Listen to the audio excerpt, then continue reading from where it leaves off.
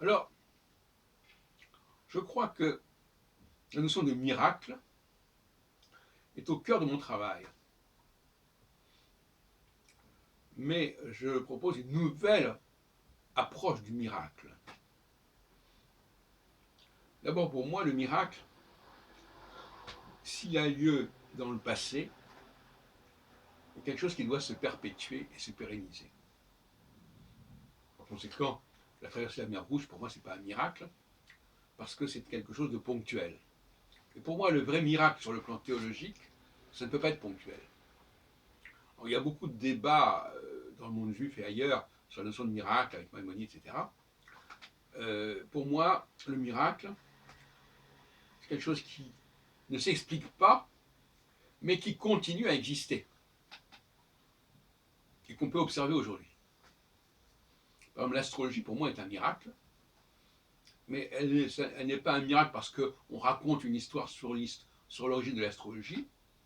Elle est un miracle parce qu'aujourd'hui, elle existe encore, on peut l'observer, et qu'il faut bien donc expliquer qu'à l'origine, il peut y avoir eu un miracle. Mais cette origine ne fait sens que parce qu'on l'observe aujourd'hui, le phénomène. Prenons un autre cas, qui apparemment n'a rien à voir, la question de la langue française. La langue française, tout le monde le sait, s'est imposée en Angleterre au XIe siècle, à la suite de la conquête normande.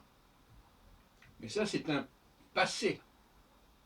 Moi, ce qui m'intéresse, c'est que ce passé perdure, se perpétue jusqu'à nos jours. On peut l'observer. Donc pour moi, le miracle, c'est quelque chose qui pose problème au niveau de pourquoi ça existe, mais pas au niveau de si ça existe. C'est pas la même chose. Et le troisième axe que je voudrais aborder dans mes publications prochaines, c'est évidemment celui des Juifs. Alors, qu'il y ait eu au début ceci ou cela, c'est pas ça qui m'intéresse, moi. Ce qui m'intéresse, c'est de partir de ce que je peux observer aujourd'hui.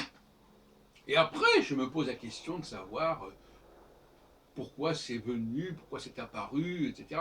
Qui sont finalement des questions relativement secondaires par rapport à la réalité elle-même dont je parle.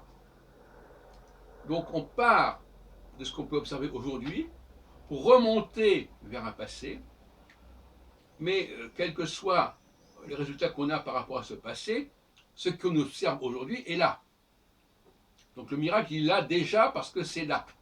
Et c'est pas parce qu'on aura une histoire de ce miracle, de ses origines, que ça changera grand-chose.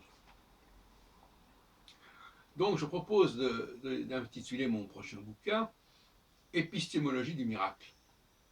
C'est-à-dire, qu'est-ce que c'est qu'un miracle, comment le traiter, comment l'aborder. Et je crois que là-dessus, il y a beaucoup de travail à faire et qu'aujourd'hui, on est encore très, très loin du compte.